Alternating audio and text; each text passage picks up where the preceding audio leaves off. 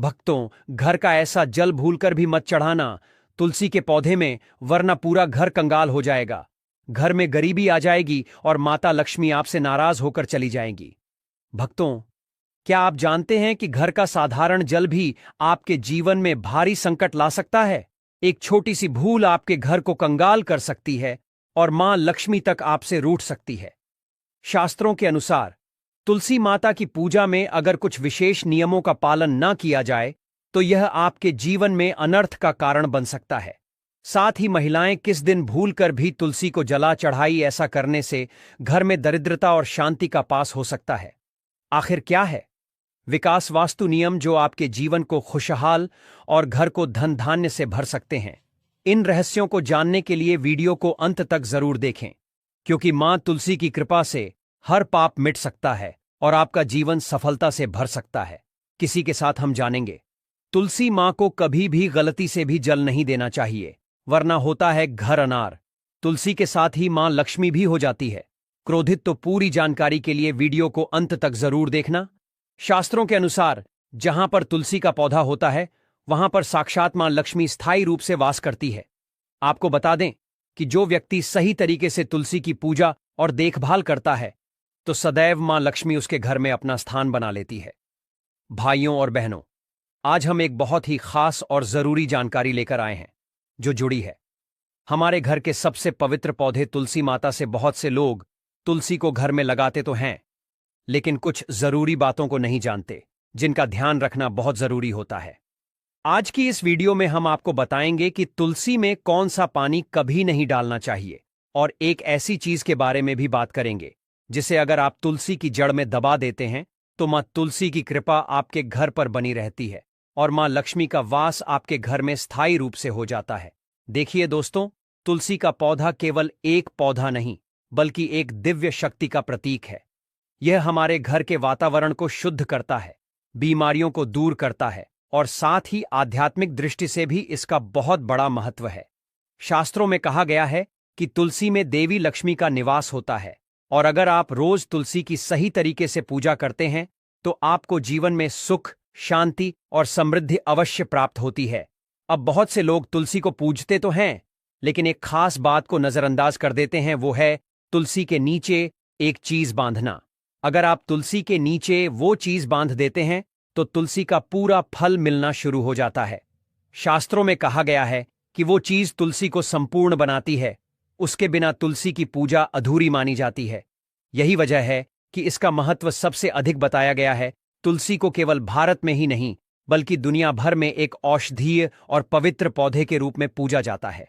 धार्मिक अनुष्ठानों से लेकर बड़े बड़े यज्ञों तक हर जगह तुलसी की पत्तियां जरूर इस्तेमाल की जाती हैं। विष्णु पुराण में तो तुलसी को भगवान विष्णु की पत्नी तक बताया गया है, इसीलिए तुलसी को जगत जननी कहा गया है। तुलसी को सभी देवी देवताओं का आशीर्वाद प्राप्त है और इसके कारण ही तुलसी का पात्र अमृत तुल्य माना गया है।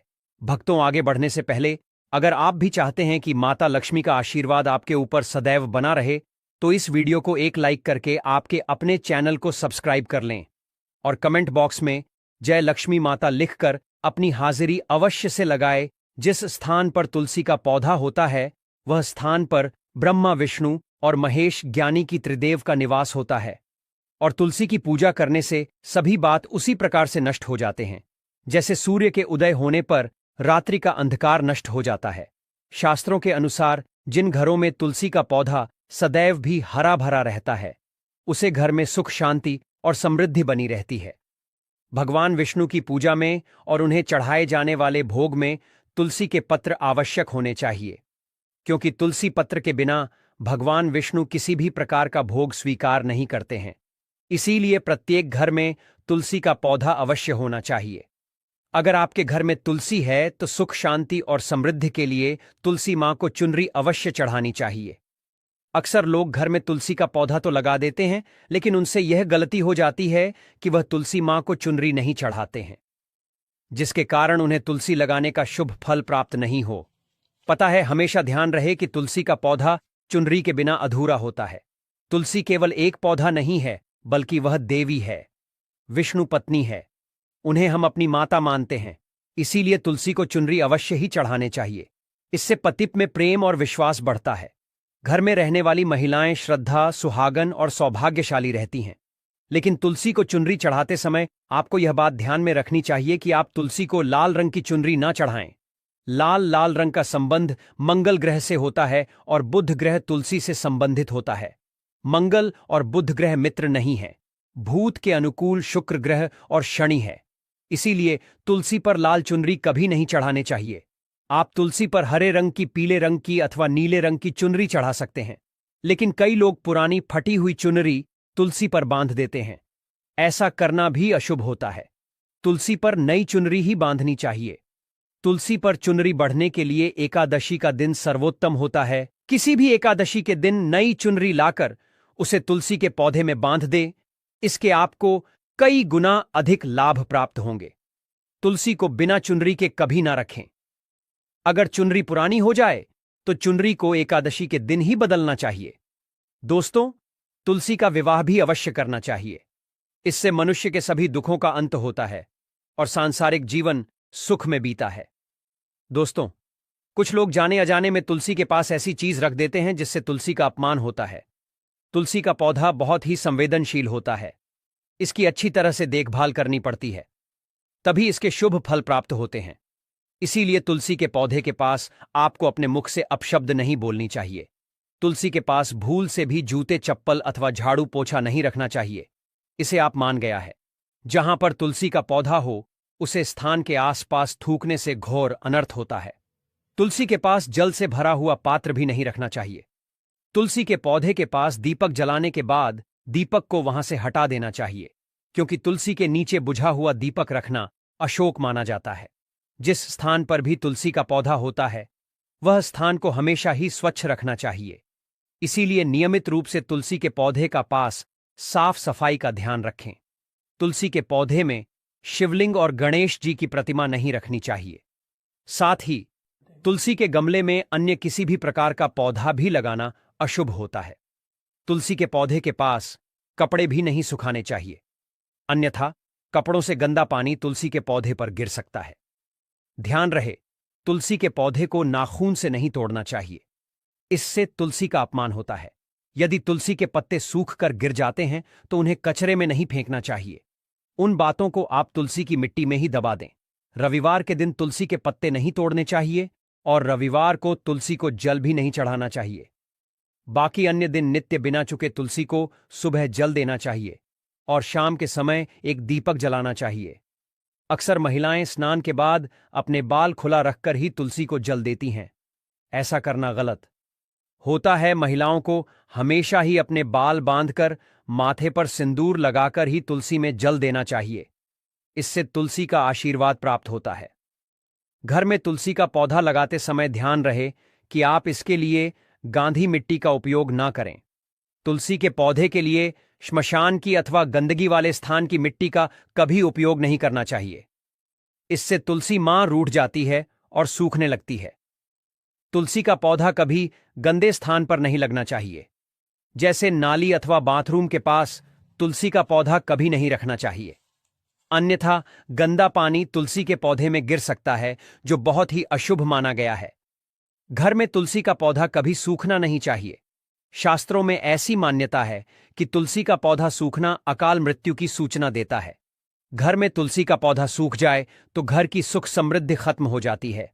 सूखी हुई तुलसी में मां लक्ष्मी का वास नहीं होता है। वास्तुशास्त्र के अनुसार तुलसी का पौधा सूख जाए तो यह आने वाली किसी विपत्ति या दुर्घटना का संकेत होता है। इसीलिए तुलसी का अच्छे से ख्याल रखना चाहिए। उसे नीचे जल्दी कर हरा भरा रखना चाहिए। तुलसी में कभी भी किसी प्रकार के केमिकल नहीं डालने चाहिए।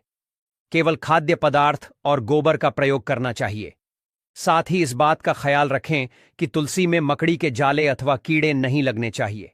ऐसे स्थान पर लक्ष्मी वास नहीं करती है। शास्त्रों के अनुसार तुलसी को बिना स्नान किए जल नहीं देना चाहिए और पैरों में चप्पल आदि पहनकर भी तुलसी को जला दें।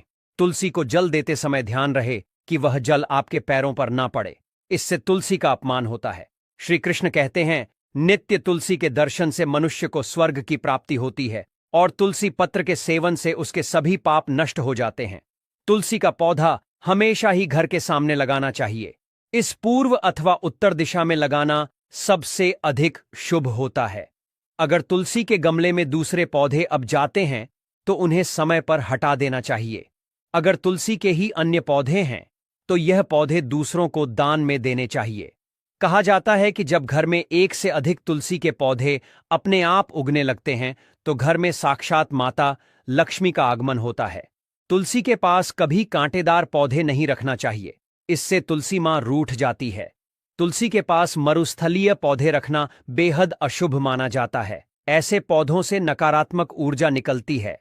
शास्त्रों में कहा गया है, जिन पौधों से हरी भरी कलियों की उत्पत्ति न हो, उसके स्थान पर कांटे निकालते हो, तो ऐसे पौधों को तुलसी के पास कभी रखना नहीं चाहिए, बल्कि मरुस्थलीय पौधे घर में किसी भी स्थान पर रखना ही नहीं चाहिए।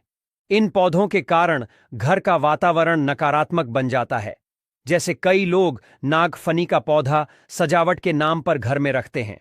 ऐसा करना बिल्कुल गलत है। नागफनी का पौधा तो गलती से भी तुलसी के पास ना रखें। यह तुलसी की संपूर्ण सकारात्मक ऊर्जा को नष्ट कर देता है। लेकिन शास्त्रों में केले के पौधे का विशेष महत्व बताया गया है। अगर आप तुलसी के पास केले का पेड़ लगा देते हैं तो आपको कई गुना अधिक लाभ प्राप्त होंगे। केले के पेड़ में भगवान विष्णु का वास होता है। इसे तुलसी के पास लगाने से घर में सुख समृद्धि आती है। साथ ही जिस स्थान पर भगवान विष्णु का वास होता है वहां पर लक्ष्मी को चलकर आती है। दोस्तों, अगर आपको तुलसी के पौधे में शालिग्राम भी अवश्य रखना चाहिए। तुलसी के गमले में शालिग्राम रखने से तुलसी का और भी अधिक शुभ प्रभाव आपको देखने को मिलेगा। शालिग्राम भगवान विष्णु का निराकार रूप माना जाता है।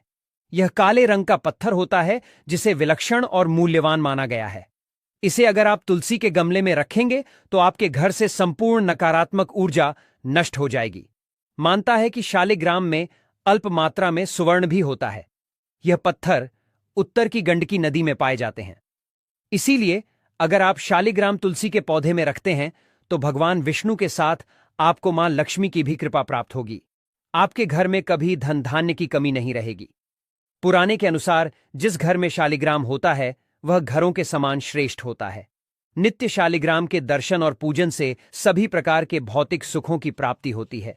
यह स्वयंभू होने के कारण इसकी प्राण प्रतिष्ठा करने की आवश्यकता नहीं होती। ऐसे अगर तुलसी के पास रखकर इसकी पूजा रोज की जाती है तो व्यक्ति को धन संबंधी कोई समस्या नहीं आती है। विष्णु पुराण के अनुसार मृत्यु के समय शालिग्राम के चरण अमृत का जल सभी बातों से मुक्ति दिलाता है। वह मृत्यु के पश्चात बैकुंठ चला जाता है। यह चरण अमृत औषधि के समान है। जो इसका सेवन करता है उसे मोक्ष मिल जाता है। कुछ लोग चरण अमृत लेकर अपने सिर पर हाथ फेर देते हैं, बल्कि शास्त्रों में ऐसा करने का उल्लेख नहीं किया गया है।